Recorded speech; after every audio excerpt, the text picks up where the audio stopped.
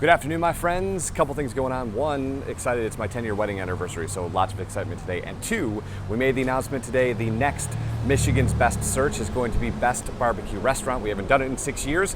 We're back at it. I'll tell you how you can get involved in that at the end of this. But today, we're talking about Congress, we're talking about Facebook, we're talking about Twitter, and Google's alarm apparently didn't go off this morning.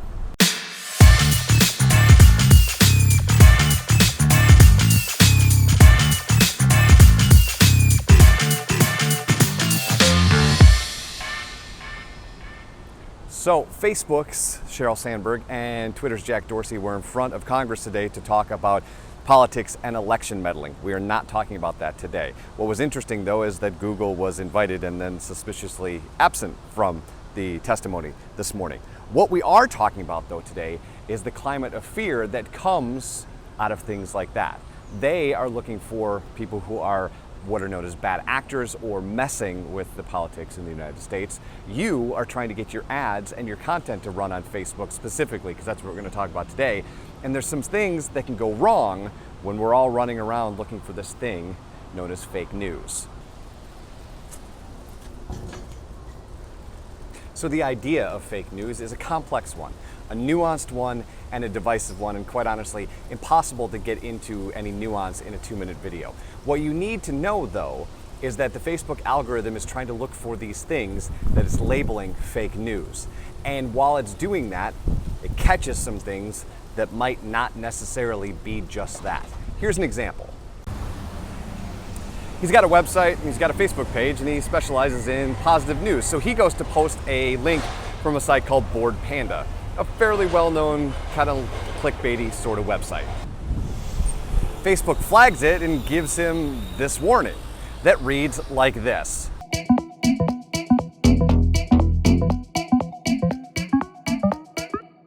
And so he immediately thinks, what did I do wrong? Are you going to turn my page off? What's going to happen? And then not 5 minutes later, Facebook asks him to boost said post that it just told him was a violation of their terms of service, which leaves him feeling what? Well, friends, it makes him feel confused and wondering what he's supposed to do in the Facebook ecosystem. Did it violate their terms? Did it not violate their terms? Are they just scooping up things inadvertently and then hoping that you ask for some sort of audit? And if so, what does that process look like? And so forth and so on, which leaves you going, okay, Eric, but what do I do in this ecosystem? If you are an action item sort of person, the things that you need to do is, one, understand that for now, Twitter and Facebook might see clickbait, things like, you won't believe what Taylor Swift had for breakfast, things like that. It sees those as the same as what they find to be fake news, as they kind of separate the wheat from the chaff. So understand that clickbait and fake news might be the same thing in these platforms that you're using.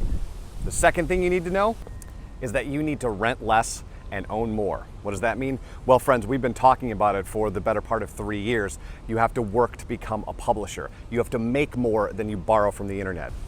And make no bones about it, friends, this is not a mandate. You don't need to do that unless you want to be successful in this space, because that is what's required. You've got to make more than you borrow, because if you're borrowing stuff, you're living by the rules of Facebook. Whereas if you're making your own stuff, you at least have control of what you're making and the way in which they view that which you're making. And the number one thing that I would say is the more times that you can stay away from things like you won't believe what blah, blah, blah said, or click here to see blah, blah, blah, the better off you're going to be with your own stuff. And certainly if you're sharing those links, you're kind of taking your life in your own hands, especially in the Facebook ecosystem, because clickbait and fake news, they're seeing it's the same thing.